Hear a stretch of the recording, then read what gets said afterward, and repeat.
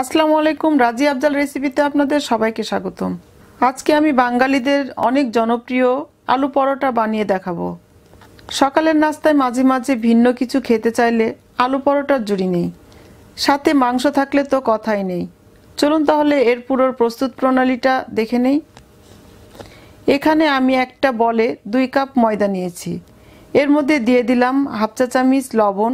এবার ময়দাটার সাথে লবণটা একটু মিক্সড করে নিচ্ছি। এখন দিয়ে দিব 2 টেবিল চামচ তেল। আবারও হাত দিয়ে এভাবে ময়দার সাথে তেলটা ভালোভাবে মিক্সড করে নিব। এখন অল্প অল্প পানি দিয়ে রুটির কাইটাকে তৈরি করব, যাতে করে পানির পরিমাণ বেশি হয়ে না যায়। তৈরি হয়ে গেছে আমার ডো। এখন আমি এটা 15 মিনিট ঢেকে রাখবো। এবার আমি আলু পরোটার যে পুর, সেই পুর তৈরি করে নিব। পুর তৈরি করার জন্য আমি এখানে মাঝারি সাইজের 2টো আলু সিদ্ধ করে খোসা ছাড়িয়ে রেখেছি। হাফ চা চামচ চাট মশলা নিয়েছি, জিরার গুঁড়া হাফ চা চামচ। এই জিরার গুঁড়া আমি বাসায় বানিয়েছি, জিরা ভেজে এরপর গুঁড়া করে নিয়েছি। গরম মশলা গুঁড়া হাফ চা চামচের একটু কম। টেস্টিং সল্ট 1 চিমটি। 2-3টা শুকনো মরিচ ভেজে নিয়েছি। কাঁচামরিচ কুচি 2 টেবিল চামচ। ধনেপাতা কুচি 2 টেবিল চামচ। বেরেস্তা নিয়েছি 1 কাপ পরিমাণ পেঁয়াজের। আর নিয়েছি স্বাদমতো লবণ। প্রথমে আমি হাত দিয়ে এভাবে আলুগুলোকে চেপে নেব, আলুতে যেন কোনো গোটা না থাকে। এবার শুকনো মরিচগুলো সামান্য লবণ দিয়ে গুঁড়ো করে আলুর সাথে মিলিয়ে দিব।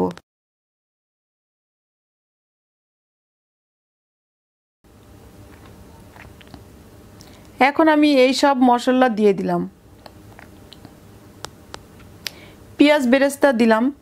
এবার আমি সবগুলো উপকরণ ভালোভাবে মিক্সড করে নিব। সবশেষে দিয়ে দিলাম ধনেপাতা কুচি। এবার ধনেপাতা কুচিগুলো আলতো করে মিশিয়ে নিতে হবে। মিশিয়ে নিলে আলুর পুরটা রেডি হয়ে যাবে।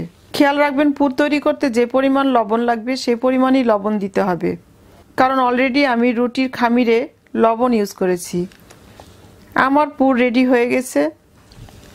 এবার আমি পরোটা বানানোর জন্য খামির নিয়ে এভাবে গোল করে এরপর হাত দিয়ে টেনে টেনে ছড়িয়ে নিব।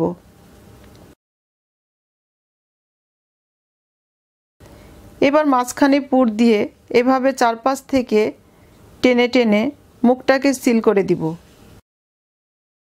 এবার আমি হাত ঘুরিয়ে ঘুরিয়ে দিচ্ছি যাতে পুরটা বাইরে বের হয়ে না যায়।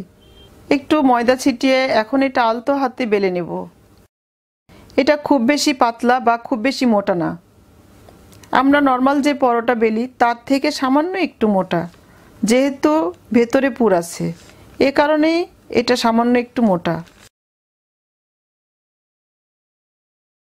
একটা ফ্রাই প্যান ভালোভাবে গরম করে নিয়েছি। এবার একটা পরোটা নিয়ে দিয়ে দিচ্ছি। কিছুক্ষণ পর উল্টিয়ে দিচ্ছি। এবার আমি চারদিক দিয়ে ঘুরিয়ে একটু তেল দিয়ে দিচ্ছি।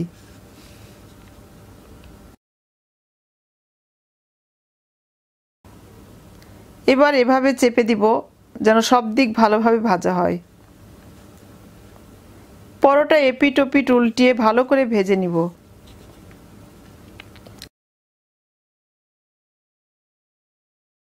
আমার পরোটা ভাজা হয়ে গেছে। এখন আমি এটা একটা প্লেটে উঠিয়ে নেব। এই যে দেখুন, তৈরি হয়ে গেল আমার মজাদার আলু পরোটা। আশা করি আমার রেসিপিটা আপনাদের ভালো লেগেছে।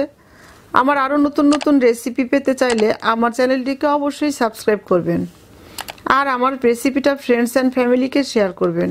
এতক্ষণ আমার রেসিপি দেখার জন্য আপনাদের সবাইকে অনেক ধন্যবাদ। সবাই ভালো থাকবেন, সুস্থ থাকবেন, আর আমার জন্য দোয়া করবেন। আল্লাহ হাফেজ।